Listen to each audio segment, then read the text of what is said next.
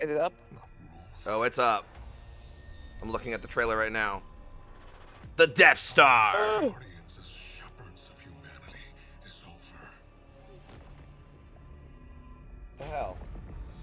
I gotta pull it up my other phone. There you go. It's up. It's up.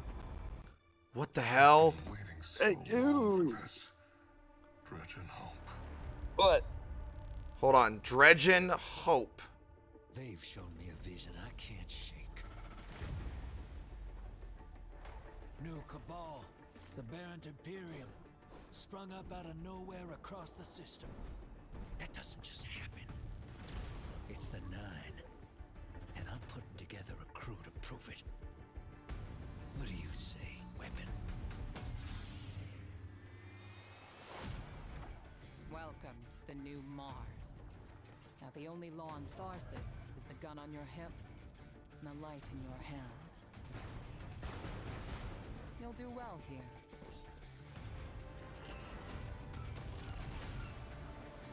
I don't relish doing business with these leeches. But we need to find out what the Dredgen are after. You crave justice. Why die for a criminal? Why do you hate your own kind so much? That was dark and light. It's time to take the fight to the Imperium.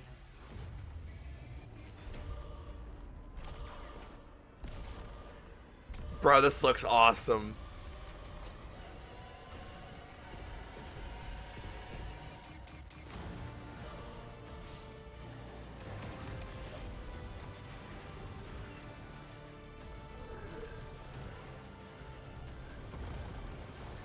Finish it. Whoa. It's yours to lead. You will fall. But next time, we meet.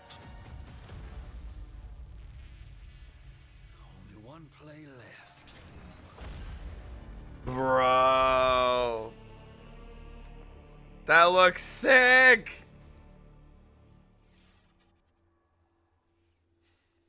All right. Hey, everybody. Welcome to Bungie, or our Cantina today. We have converted our stream room in celebration of our upcoming release, Destiny 2 Renegades, collaborative effort with Lucasfilm Games. We are so excited. My name is Dylan. I'm going to be your host today, and we have a lot to go through. Have a few housekeeping notes before we dive in. Ultimately, if you are on Twitch, if you watch for 15 minutes, we have a fantastic emblem for you to earn, Seekers Not Saints. Make sure your Bungie.net account is linked and you will earn this reward. Additionally, our community team, hey community team, love ya. They're going to be going through chat throughout this stream and after we raid Leopard Stealth, one of our good friends. We have 25 Year of Prophecy digital editions to be handing out. So make sure your DMs are open. Keep an eye out for a DM from Bungie. And yeah, you might get yourself a code for a platinum platform that we offer. So what are we talking about here today? We just had our launch trailer. Destiny 2 Renegades is launching in 7 days. Countdown right now. 7 days from now, you're going to be in there playing. We got Blastards. We got the practice. 7 days. We have a new Vidoc that actually we are sharing today. And this is going to be called Making of a Renegade. So after we watch our Vidoc, we have a panel of developers on the couch. We're going to be talking about the Lawless Frontier, our new activity that is coming with this experience, full of loot, full of fun experiences, and all that kind of stuff. So without further ado, let's watch a new Vidoc, Vidoc 2, Making of a Renegade. All right, Vidoc number 2. This is Destiny with the Star Wars lens, like this really cool combination that hasn't been done before.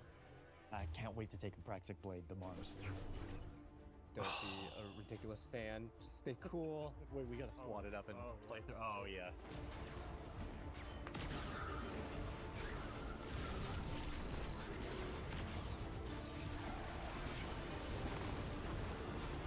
Dude, the jetpack is so sick. I can't wait.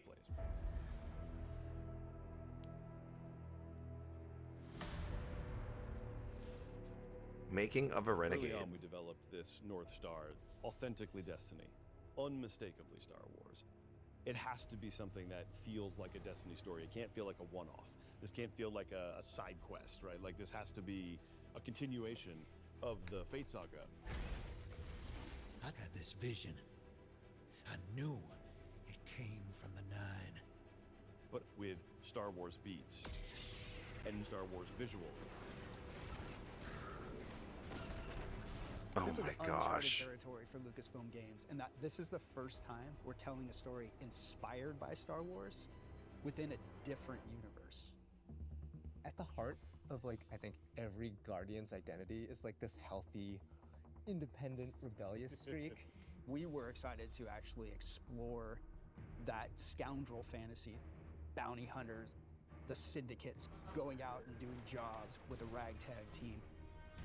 We took inspiration from Star Wars to ensure the scale, visual language, soundtrack, and cinematic storytelling in Renegades delivered on everything fans will have. I cannot wait.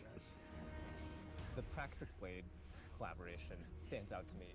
Because lightsabers are so iconic, it was absolutely critical to get that balance right. The team at Lucasfilm Games was just so solutions focused. It wasn't, it has to be this way. It was a lot of back and forth and asking questions about how would this work? Well, let's talk about it. All right, oh, so we need a different energy source. Okay, what would that look like? It was all about like what is best for the player. When we announced this collaboration with the studio, James may or may not have been wearing a fighter pilot helmet. Destiny and Star Wars shared that same beating heart. I was like, oh, this is gonna be special. There's all the planets. The universe expanded. We were given such a unique challenge. How can we achieve the aesthetic and the feel of Star Wars without losing the narrative threads that we've created so far for Destiny at the same time? It wasn't until we found our footing with creating a foundation in Destiny that things started to click together.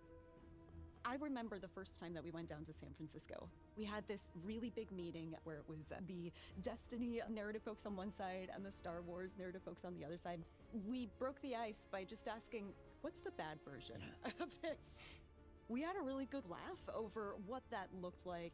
And through that, we kind of uncovered that this should be the aesthetic, the vibe of Star Wars with the truth to Destiny's narrative that we knew needed to be there too.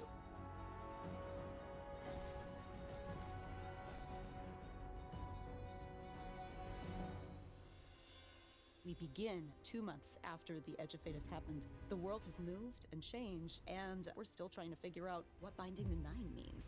The Vanguard have redacted the prophecy of extinction. They don't want the public to panic over this prophecy. The crux of our story is the Drifter asking us to help him break Vanguard law for good reason to confront a new rising faction of Cabal called the Barren Imperium. It's what drives Eris to help the Drifter out as well as the player Guardian. When we were thinking about what kinds of characters should be in this release, we thought about the kinds of archetypes we see throughout Star Wars. Yeah, and Drifter is an easy parallel. He and Han Solo share a cocky attitude, both former criminals. In Star Wars, there's a Looks like the Drifter's gonna be captured. Droids. We have our own version of that through Ghosts, and Blue is no exception. Oh, look. Thanks for nothing. Blue is a Drifter's ghost, and I think as soon as people hear her, they'll be delighted and incredibly surprised. That's awesome. The voice cast is stacked. Dredgen Bale is portrayed by Alex Lee, who is amazing. You are supposed to protect the people, not rule them. And we also got Hollywood actual royalty Danny Houston to play Premier Loom, the head of the Barren Imperium. Being able to work with someone from that kind of IMDb page was such an honor, and I was completely normal the whole time. Surrender to the Barren Imperium. Loom became this sweeping This is militaristic awesome. figure that I think is going to be a really good parallel to Grand Moff Tarkin or other evil military leaders from the Empire. So even though we're introducing new characters, we're still looking backwards at some of Destiny lore's most long-standing characters. Honor is another example of that. She's our Praxic warlock. She's loosely meant to be a parallel to something like a Jedi in Star Wars. She was part of a Vanguard internal affairs group that would police Guardians on the usage of darkness. Don't make me regret abandoning my post to help you. Not now, Honor. Yeah, she has to grow up with the times a little bit, because the world has changed and a whole lot of people are using darkness now, and she gets to grow and kind of ask herself, like, am I still adhering to my own values if I allow myself to be open to these kinds of ideas? The Drifter belongs with us. The Drifter left your cult long ago. And then there's I Bale. love that we're finally getting some Dredgen is a lore. dark guardian that represents absolute darkness. Dredgen Bale doesn't like the fact that we're ruled by a city of immortals who can't step down and that weren't elected. He's got kind of a point, but his methods for addressing that point suck. He makes many bad choices. One of my favorite parts about a lot of villains in Star Wars is that they have just like the capability of making a right choice and then consistently do not make good choices. Bale is trying to fill a hole in his life in all the wrong ways. And he just can't, and he never will. But man, we're gonna hope that he does. Dredgen Bale. Time of guardians as shepherds of humanity is over. Meditation. Infusing the magic. This has been an opportunity where you love Destiny, you love Star Wars, you want to do something with both. What are you going to put into it? Oh my god, it was such a challenge at first, finding that sweet spot of how do we make something that can live in both worlds and not feel out of place in either, but also feel totally new and exciting. It wasn't always about where do we find the exact middle ground, 50-50 Star Wars and Destiny, because at that point, you're feeling almost a little derivative. There's those moments along the way when we were like, this is just Star Wars. This is not the purpose of the collaboration. We want to have something kind of new that makes you think of both. I remember when we were trying to figure out what we're going to do with our new Cabal. We started in that place where it's just Cabal wearing a Stormtrooper outfit. Yeah. But it wasn't until we injected more of that weird alien design of a lot of these armor sets. That was kind of what switched it over from this is too derivative to this is really working. I think it comes through in the visuals and every single map.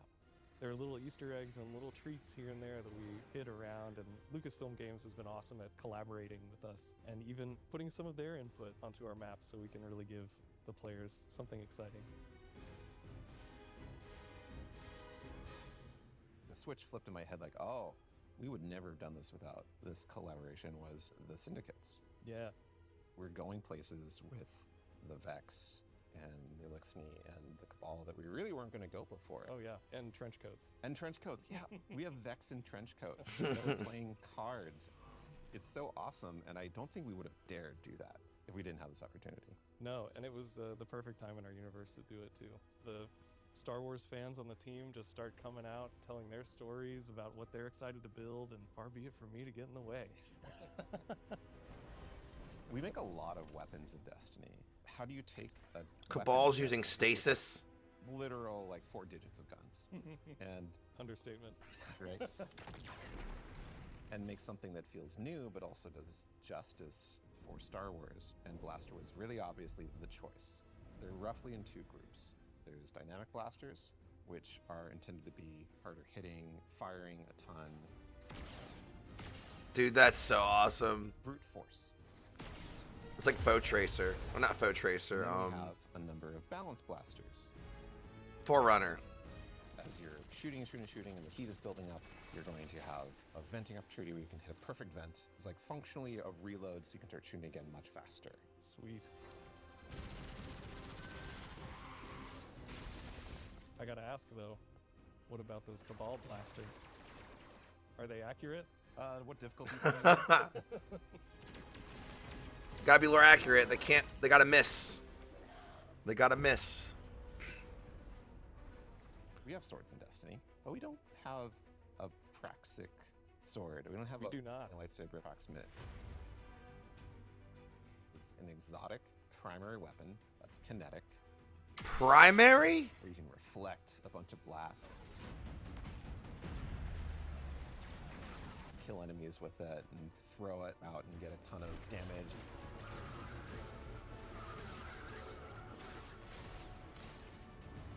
Oh my god, I cannot wait till we get the lightsaber, man.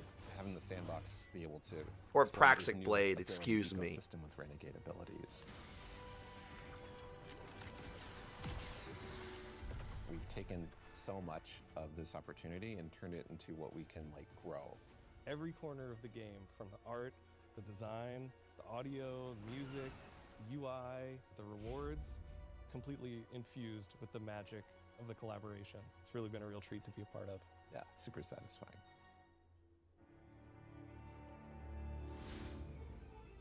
A boundless journey.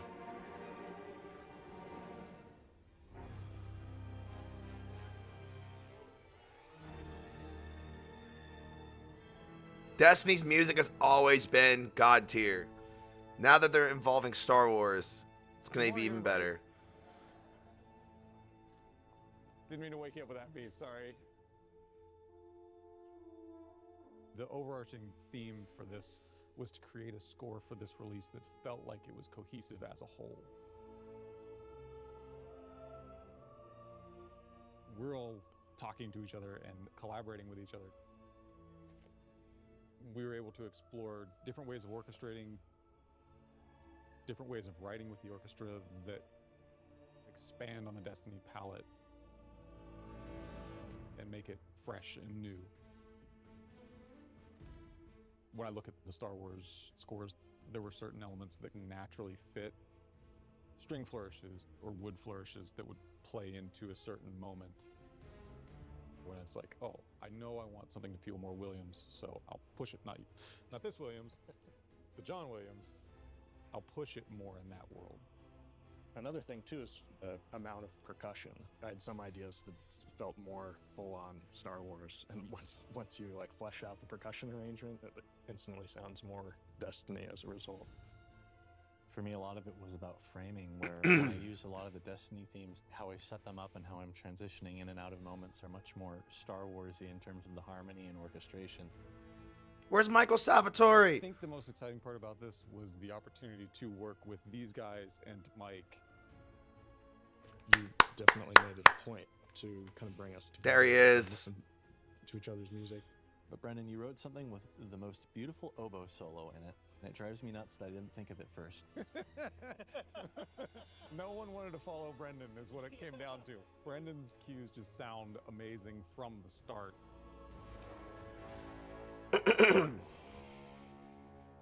I remember knowing your first high action cue.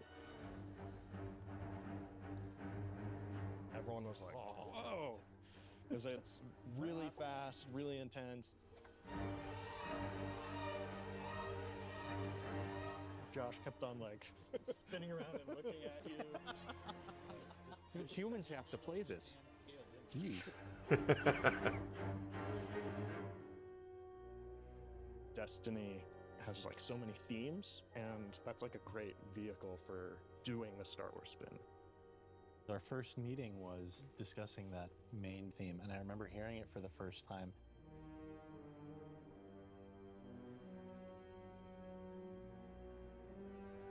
And everybody kind of perked up when we all heard it. We're all having ideas that were just a little bit different from one another. That was all sort of impacted what the final version of the theme was.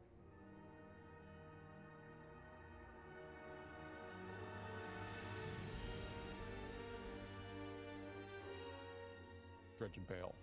That kind of teed off the main theme, and the fact that we were exploring the idea of this kind of anti-Guardian character set in this story of scoundrels. We wanted something that would be a backbone to tell a longer arc story. It has a layer of ominousness to it, it has a layer of mystery to it, but it can be turned other ways. I felt a sense of menace. Yeah. I'm just excited to get to experience it with players. Just really hope that, personally, I've written something that they can really connect with and love, and if I can cause a couple of goosebumps in there, I'll take that as a bonus too. I hope players get taken on a journey that inspires them and makes them feel like this world is really unique and really special. My favorite feeling as a creator is getting to watch someone's look of like absolute surprise. I want players to feel hope, that exciting, boundless potential that Destiny has, and world of possibility that Star Wars unlocked.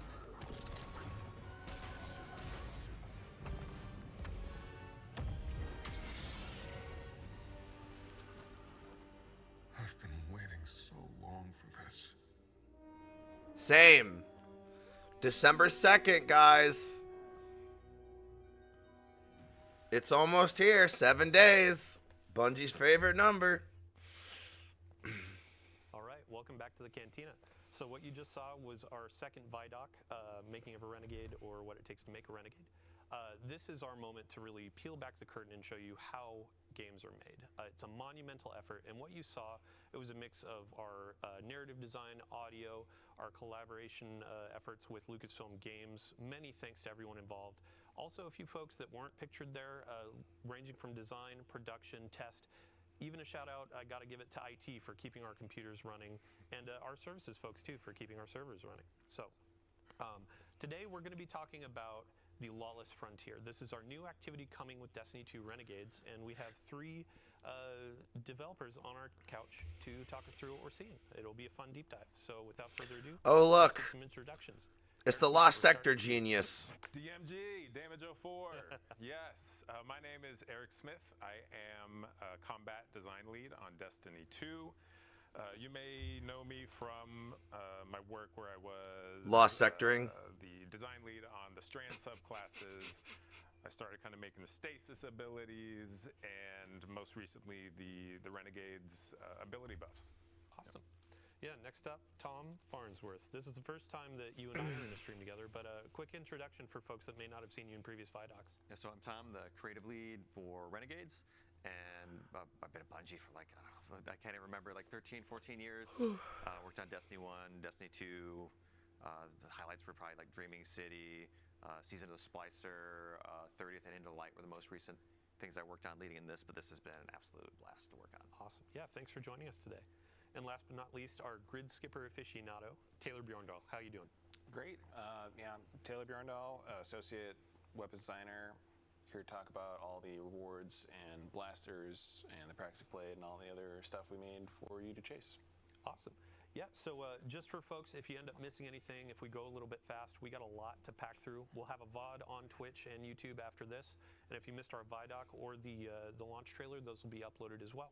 So what we're seeing on screen right now, we're launching into our Lawless Frontier activity. Tom, I would love to put the spotlight on you. Let's give a quick description. What is the Lawless Frontier? So the Lawless Frontier is our core game mode in Renegades. You're going to play through some of the campaign, but it's really what comprises our end game. And the idea is that you're a renegade, you're taking on these shady jobs like bounty hunting, smuggling and sabotage from our syndicates, and you're doing Oh my god, I want those Praxic Blades so much. And your riches, you know, and of course to get some sweet loot. Yeah, and when you talk about bounty hunting, sabotaging, that kind of stuff, those are different types of this activity, right?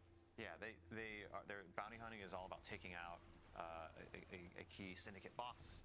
Sabotage is about blowing the heck out of everything with your renegade abilities, you know, dropping airstrikes on Cabal vehicles, and smuggling is about grabbing everything that isn't, you know, tied down.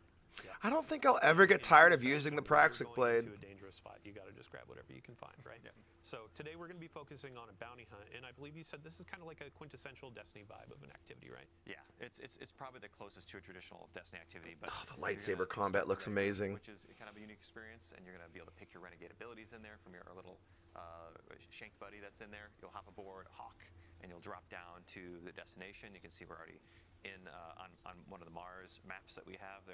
All these jobs take place across Mars, Venus, and Europa, and there's 2 maps on each destination. This is Hellas Fortitude, and right now we're doing a bounty hunt, and we're working to draw out the intel officers to track down where our target is. After this, there'll be resurgence of the security forces of that target. We'll have a classic boss fight, but with a weapons lockbox. Must be loot for like the weapons in the destination.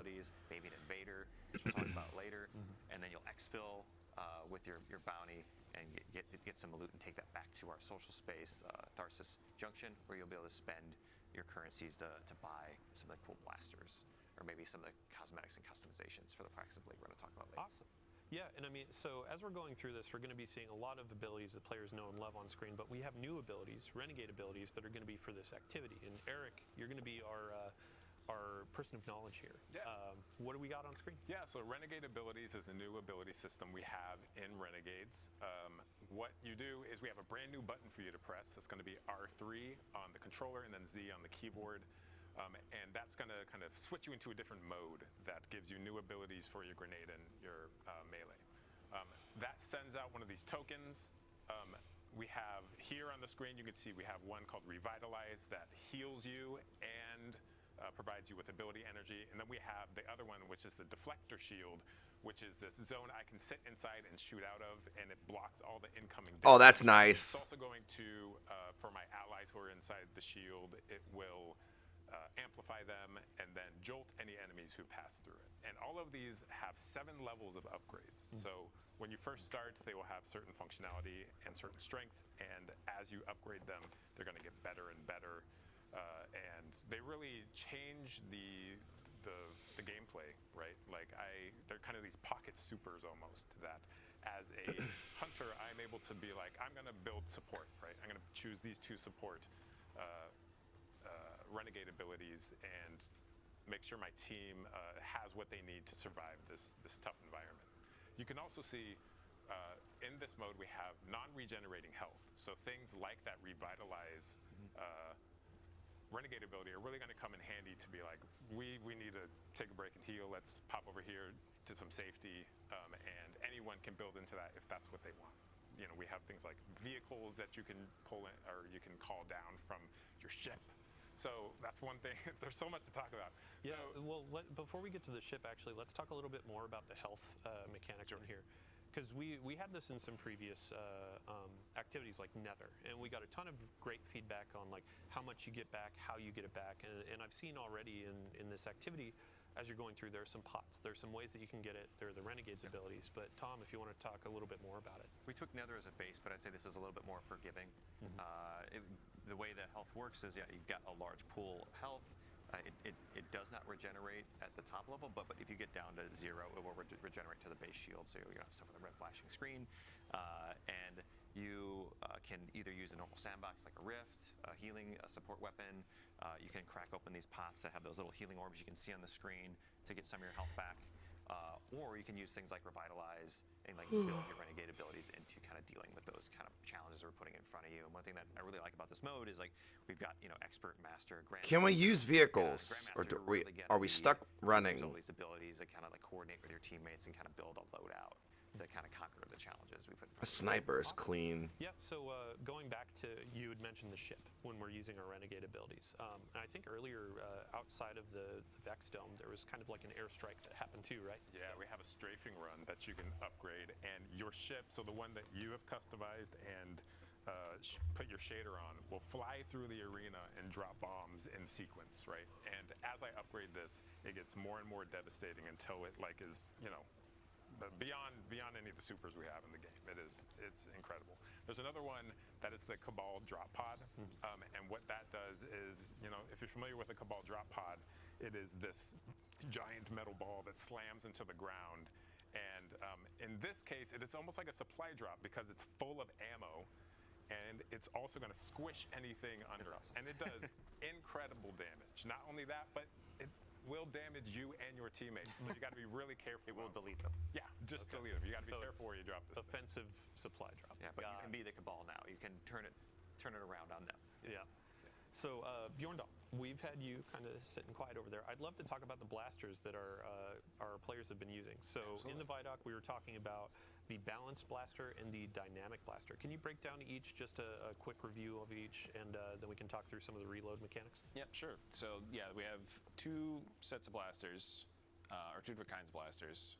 The dynamics are like more aggressive, hard hitting, fast rate of fire. They can like generally punch above their weight class, but they're like a little bit harder to manage heat on. The balanced blasters is more like a rain of bullets. Like I'm just gonna unload on a big pack of. Anyways, I just started blasting. Really have like a deep mag. Cool. And what you can see on screen right here, these are going to be all the blasters that you can get from running our Lawless Frontier activity, and then we'll actually have a slate of blasters that you can earn through the dungeon, which we'll talk a little bit about later. But yeah, when it came to really balancing blasters and bringing them into Destiny as a new kind of weapon type, I would love to hear what were the challenges, what was some of the fun in developing those things with the team? Absolutely, yeah. So like one of the things that was in the Vidoc was kind of finding the balance of like how much Star Wars versus how much Destiny we wanted on these things, and it was a collaborative effort with basically everybody on the team. These were Mercule's project for most of this release. but it was like a big effort on design, test, animation, audio to really sell the experience of using these and to make them. Dude, the jetpack is gonna be so fun to use. Destiny gun and the Star Wars blaster. Awesome. Yeah, I mean, since we're on the topic of loot and gear, our Guardian right now is using the new Praxic Blade and also getting smashed by a Cabal drop pod. But I'd love to hear about the customization that y'all developed for this, and this can be Tom and Bjorn talk to it. Yeah. Sure. Yeah. So you're gonna get the Praxic Blade by collaborating with Honor throughout the campaign. She's gonna like deem you worthy of earning it. You'll go on a cool little quest that I don't want to spoil to earn one for yourself, and then post campaign. You're going to unlock the ability to customize it. You're going to be able to change out your dark matter crystals and change the color of the blade to match your personal. That's awesome. So we can change the blade color. Confirmed. Different mods and gameplay elements, right? Yeah. So there's a whole bunch of different things you can kind of swap to fit your playstyle on this, where we have forms, cores, mods, and 4 different catalysts on it. And the forms kind of change like how you can get ammo back and give you some damage bonuses based off of different gameplay styles. And the cores let you apply subclass verbs to a different part of what the weapon does, depending on something that matches your subclass. So like you can add sever to like the saber throw. Oh. Something else. Thank you, Bungie. Like weaken or jolting. Yeah, it creates these really cool combos where I am striking. We can customize to debuff enemy the damage and effects on our lightsabers. Thank God. Our trial runs with this, you were talking about there are some animations and different combos in your melee structure, right? Yeah. So there's like a 3 or 4 hit combo you can do where you will end it with like a big spinny move that's like very thematic, almost kind of like how the Arc Staff has like the little hidden combo there. Mm-hmm. Awesome. I did want to call out, we also saw the Renegade ability, the turret that we have. It is called the Piker Mortar, and it is like the strongest turret we've ever built. Like it is, it has crazy range, crazy damage, and is a really nice, I'm going to throw this thing out to manage this part of the map. Yeah, while I deal with other stuff. Perfect. Yeah, and, so as we're coming to the end of this activity, I'd love to just know kind of some of the narrative dressing. So as you're going into the Lawless Frontier, it's our activity, but also kind of like the feel of this experience. And there's a turf war going on. I know Robbie in a previous stream we were talking about the turf war a bit, but Tom, if you could expand on that and how that sets up this activity. Sure. So in the end game, the syndicates are in this kind of ongoing turf war across Mars, Venus, and Europa, and you can kind of take advantage of that by, like, taking on their contracts that they offer and kind of winning out the day for them. But in doing so, you can extract maximum power, profits, rewards from them, and you can take anything you earn through engaging in these jobs and completing these priority contracts they offer. You can go back to the social space. You can they each have their own reward track, like the Pikers, the Tharsis Reformation. They offer weapons to unlock new abilities, upgrades for those abilities. Some elements or mods for the Praxic Blade, and a whole bunch of other things like some shaders too. So you can kind of like rep your favorite syndicate on your armor, which is pretty cool. It's definitely with the Lawless Frontier, it's one of the most cohesive and deepest modes we've ever built. Like everything from this mode ties into the holo map, into the different mini game modes within it, into the social space. So like it's going to be exciting to see players kind of peel back all the layers and maybe get into some the darker corners like Invasion. Yeah, and I mean, so we've progressed. We've defeated the boss that we were hunting down for our bounty hunt. And this portion of the activity is kind of emblematic of we're in a lawless frontier that's dangerous. Even after you finish your objective, now it looks like you got to fight your way out.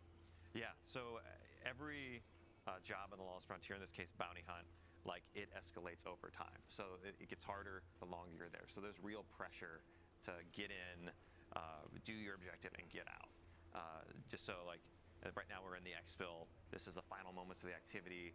You send up a flare, you call your ship in, the Cabal are pouring down on you here, you're throwing out your Renegade abilities, and you're just trying to survive until your ship gets there. In this case, each of the 3 jobs, bounty hunt, smuggle, and sabotage, have their own unique mechanic.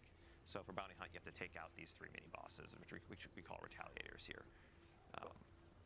Yeah, so as our fire team is fighting their way out, we actually do have a preview of a fun exotic that's coming with the reward pass in Destiny 2 Renegades. I believe we have a preview that we can share. But Bjorndal, if you could give a quick overview of our exotic machine gun. Yeah, so Exotic machine gun. Zaku. It's a very unique machine gun.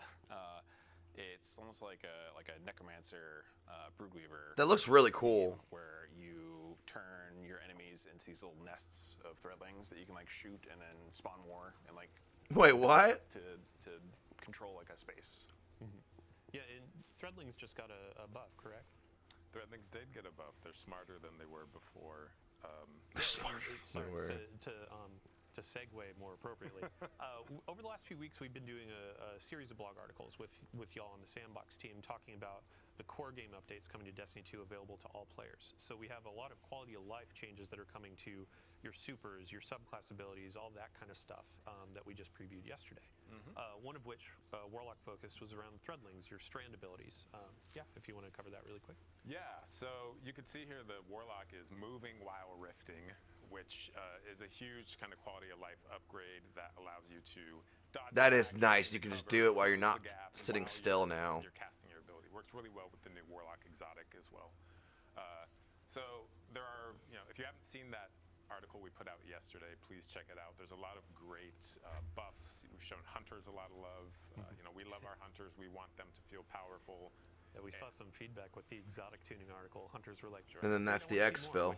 In the future, we will definitely have more. But in the abilities preview, talk about the future, but we can't. Because there's a lot of exciting hunter stuff that we are working on. So with the abilities updates for hunters, Golden Gun got a pass? Yeah, so Golden Gun got a pass, does more damage, and now scorches on impact. We fixed an issue where you had to step outside of your well to get full damage. Now you can stay in the well.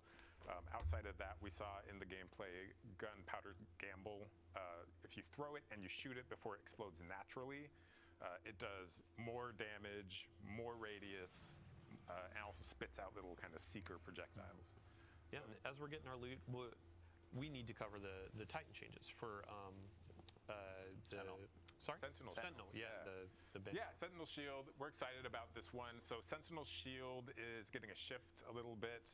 A bit of a rework, right? Yeah, a bit of a rework. Lots of loot. The usage rates weren't great, and we want to provide something that is kind of on par with as far as like, what am I going to take into a raid to support my team? So in Renegades, your Sentinel Shield, as you're holding it up, your allies behind your shield are going to auto reload, and there's a rhythm to it. So if you can fire at the right time, you can just like rocket. So like the actual like damage increase is big. Not only that, but as I guard my enemies and the shield takes damage, I'm charging this bar up that charges up my shield throw.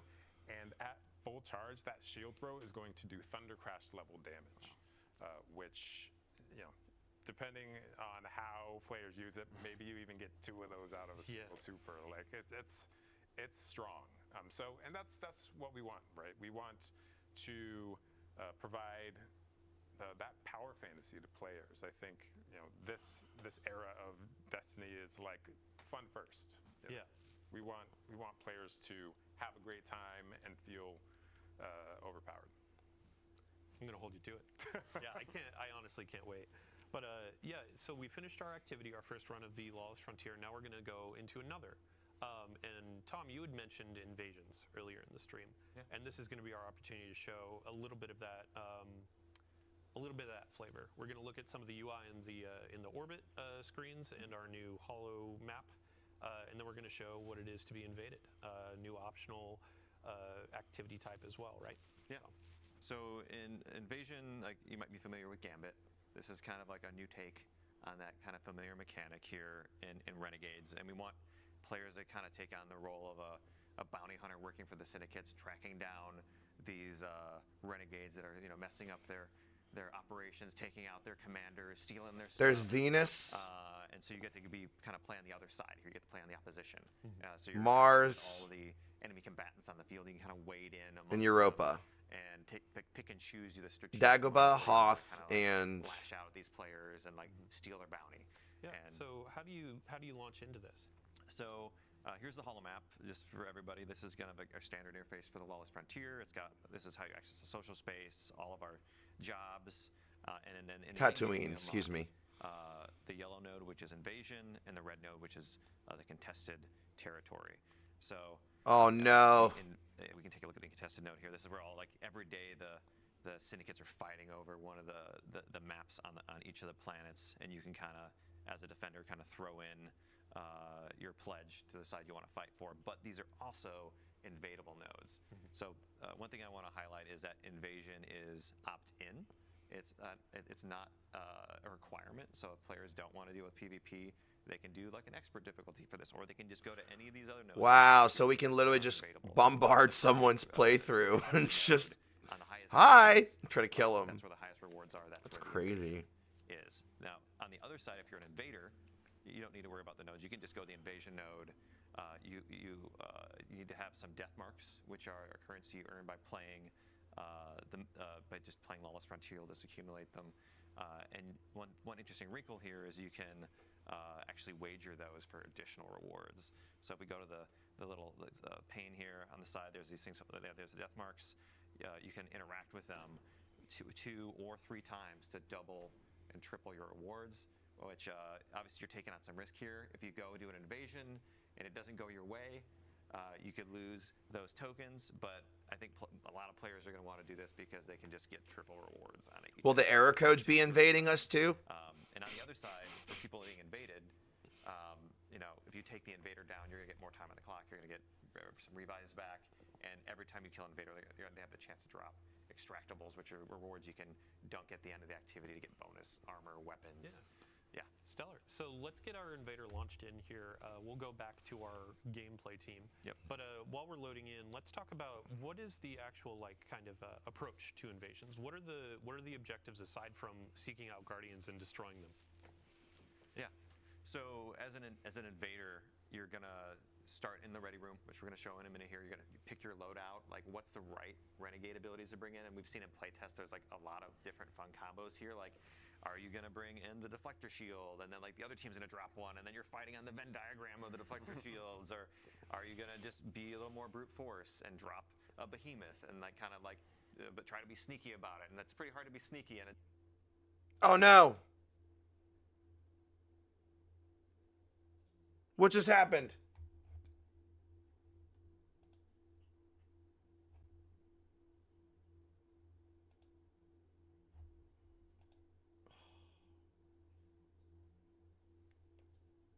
Crewman, are you still there?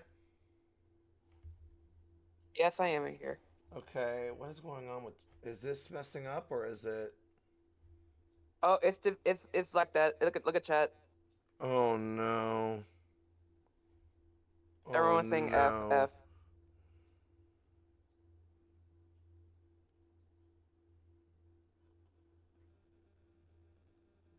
Yeah, it's just the stream chat was just spamming nothing but F's.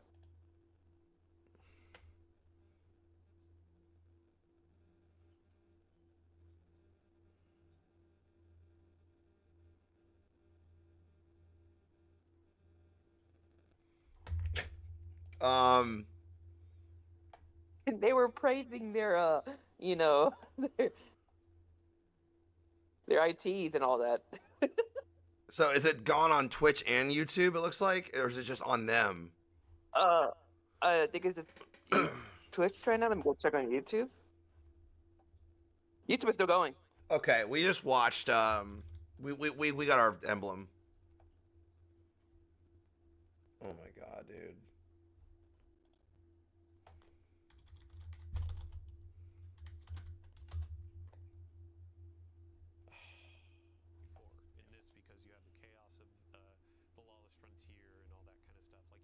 Man, it won't be full. It won't be true full screen.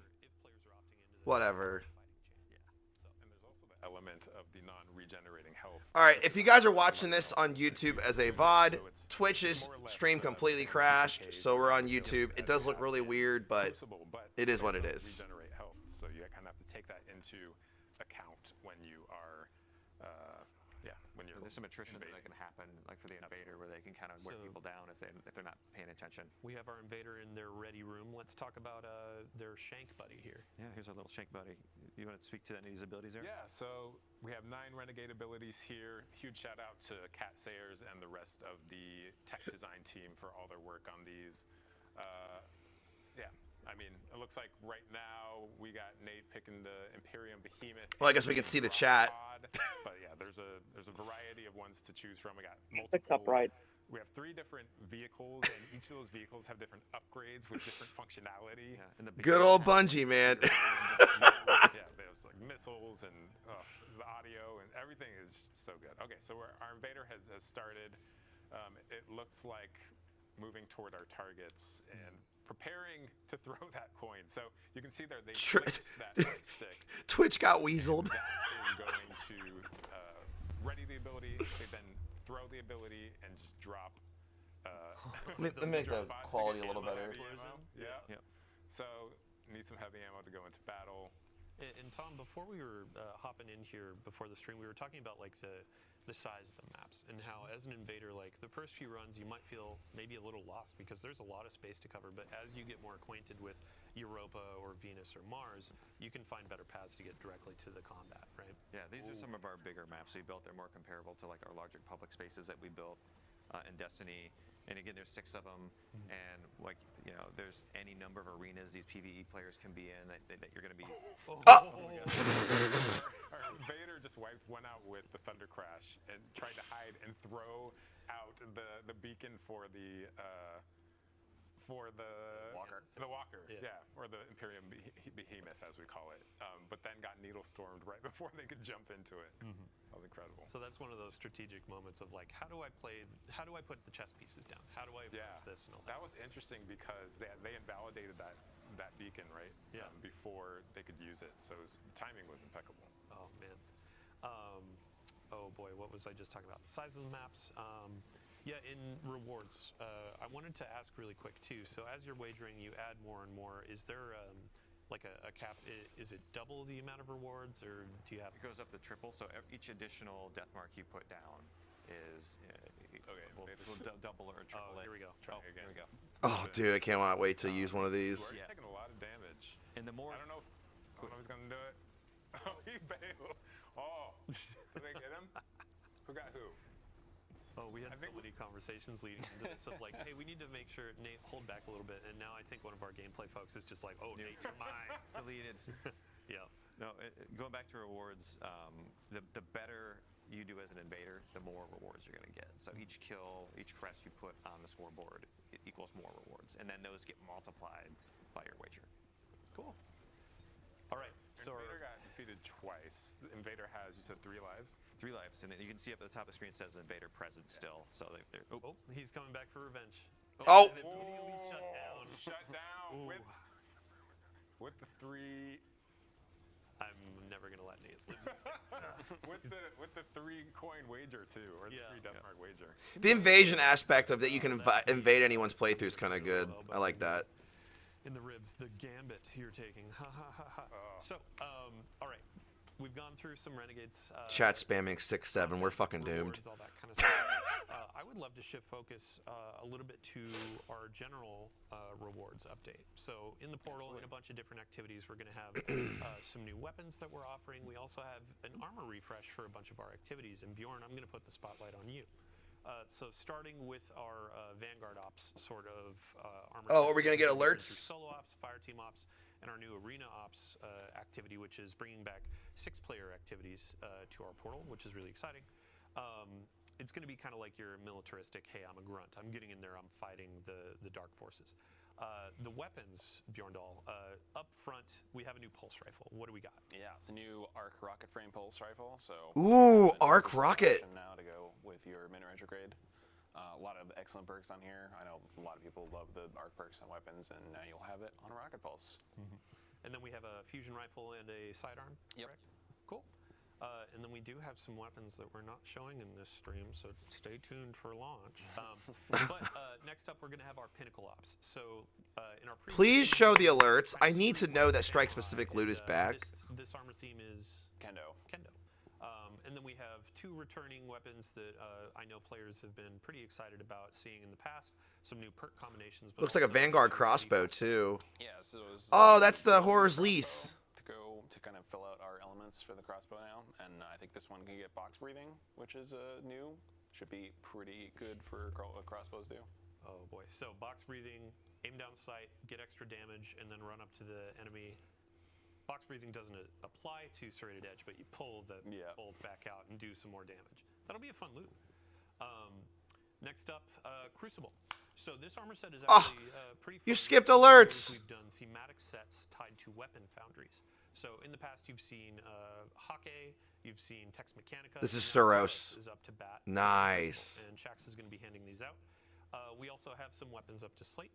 Fusion rifle is a returning favorite, I believe. Yep. Yeah, Riptide's coming back. We have a new aggressive Void hand cannon and a high impact machine gun. Awesome. And then let's see, last but not least, Trials of Osiris. So another offering for our PvP audience. I'm actually excited for the trial stuff. I saw leaks on this. Seen this armor set yesterday. A little sneak preview, totally planned. But yeah, Leopard print, yes. Lisa Frank. So as you get more wins on your card, you can unlock gold or red or blue. And then we have some new weapons that are coming as well. Yeah, like this lightweight. Yeah, that Trials gear is really sick. Warlocks and Titan definitely eat. Since the set came out on the moon, Eris, all the crufty bits on it, cleaning it up, having, sorry, what frame type did you say? Lightweight. Lightweight. Chef's kiss. I cannot wait. And then I believe also we have a preview of a hand cannon. Now, one of our folks on the gameplay team over here was whispering in my ear, day by day, night by night, that these rolls are going to be a bit juiced, right? Yes. Yeah. This is a pretty juiced hand cannon. It's got perks for both PvE, PvP. It's a Strand 140. You can get stuff like Lone Wolf Precision Instrument or Slice Explosive Payload. So you have a lot of options to pick for both PvE and PvP.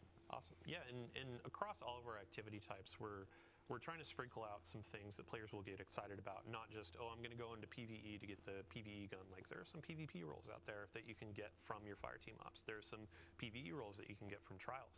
And that doesn't even cover what we have coming in the dungeon, too. Before we do a little dungeon teaser, I do have a quick announcement as well as we're rolling through the list. We have an open access week that's coming on December 2nd. So for any folks out there that haven't played The Edge of Fate, that is actually going to be included in this open access week. So if your friends haven't played, if you haven't played, hop in, check out the beginning of our new saga, and earn some cool loot on the way. It's available to all players for that week, and it also includes some previous content as well, campaign and other. So let's see here. Dungeon. We want to talk about the dungeon. So Equilibrium. This is going to be our new dungeon. The race begins on December 13th at 10 a.m. So that's the second Saturday. We've already announced the time, but if you haven't penned it in, if you haven't gotten your fire team together, get ready for contest mode. For those that don't know what contest mode is, on day one, right at launch, this is going to be a very difficult difficulty tuned for competition. So if you want to go and try to be the world's first completion, this is your place to shine. And if you win world first, we have a cool trophy or some goodies for you. So contest mode is going to be available for the first 2 days, 48 hours of the dungeon availability. You can earn a really spicy emblem and some cool stuff as you go through that. And after world first has been declared, we will also have normal mode. So if you want to give a pass on some of that harder difficulty content, you just want to dive in and see what's on offer, that'll be there for you. Before we move on, we actually have a fun trailer to show. We can go ahead and roll it. Trailer! Oh, we already watched this. Everything you've shown me, I've made real. I've marshaled the new Imperium to snuff out the light.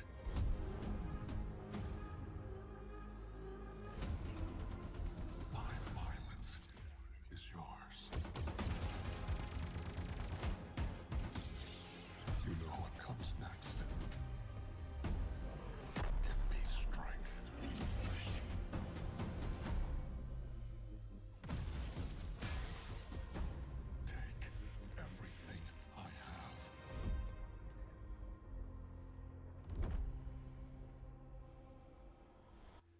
Welcome back. So, watching that trailer, I just realized we actually missed something with Invasions. We were talking about the Praxic blade and customization. There are different saber colors, correct? Yeah, there's a wide variety of classic colors that I think players are going to have fun chasing down throughout the end game and maybe even in Invasion. Awesome. Yeah. I mean, we showed it on the Confirmed. Red There's Invasions. catalyst or parts linked to Invasion. There has to be. Okay, moving right along. Ending out our show, we're going to be covering what is going on through the end of the year. So during the launch window, we'll have some really cool things coming around. Vanguard orders are coming in week 2. And then after that, we're going to have the Dawning returning. So this is our winter celebration, our event, inviting Guardians to hop in, play some activities, get some fun rewards, and bake cookies for our favorite vendors in our tower. Ooh, I like that armor. Brief description for folks. That's hard. Yeah, so the Dawning, you slay our enemies, you collect them as ingredients, and then you bake them into delicious treats you feed to your friends in the tower, like Zavala, and he's just got thousands of raining down upon him, and he gives you a gift in return, which could be, a spicy weapon roll, or you might maybe get some bright dust from some other pursuits and get this totally cool Winter Wolf armor. Yeah, I mean, I feel like Drifter is outside, like, ooh, you're putting enemies into the cookies? But, yeah. It's totally a Drifter. Right. The Winter Wolf set, this is going to be available for Bright Dust just by playing the game, or if you want to snag it from Eververse for silver, go right on ahead. But also on top of this cosmetic, we have new weapons that are going to be a part of the Dawning. Yeah. Yeah, so we have a burst linear fusion rifle, a breach ring launcher, and a precision sidearm. And then also with this excellent new holofoil treatment. Those are holofoils? Covered in ice, and then as you fire, it'll slowly melt away the ice. That's cool. Oh, perfect. Oh, that's kind of cool, actually. I have one correction being whispered in my ear. Dungeon race starts at 9 a.m. Daylight savings time strikes again. Gets us every time. Every time. Oof. All right. So with that Dawning preview over, we are at the end of our show. Where's the roadmap? I thought we were getting a roadmap today. As I said earlier, it has been a monumental effort. A ton of folks throughout the team have been crafting this experience, collaborating with Lucasfilm Games. Look at all the L's, and, Jesus. Really just making something for you, our players, and we really, really hope you enjoy it. So thank you for coming. We're going to kick it back to... Well, Guardians, let me know what you think in the comments below. Did you enjoy what we saw? Are you excited for Renegades? Will you be playing? Let me know in the comments. We're going to be handing it off to one of our community members, Leopard Stealth. A friend to us for many ages, a guardian of all time, but also I don't believe he existed before 2004, I've been told. So 04 or bust. Thanks again, everybody. We'll see you next time. All right. And looks like there's one more trailer. Oh, it's the same trailer. I didn't get a chance to react to this earlier. You are supposed to protect the people, not rule them. The time of guardians as shepherds of humanity is over. Dude. No. I've been waiting so long for this. Dredgen Hope. Dredgen Hope. They've shown me a vision I can't shake. New Cabal, the Barrent Imperium, sprung up out of nowhere across the system. That doesn't just happen. It's the Nine, and I'm putting together a crew to prove it. What do you say, Weapon? Welcome to the new Mars. Now the only law on Tharsis is the gun on your hip and the light in your hands. You'll do well here.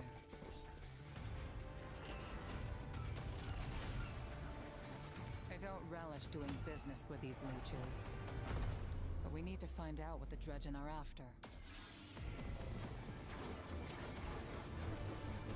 You crave justice. Why die for a criminal? Why do you hate your own kind so much? It's time to take the fight to the Imperium.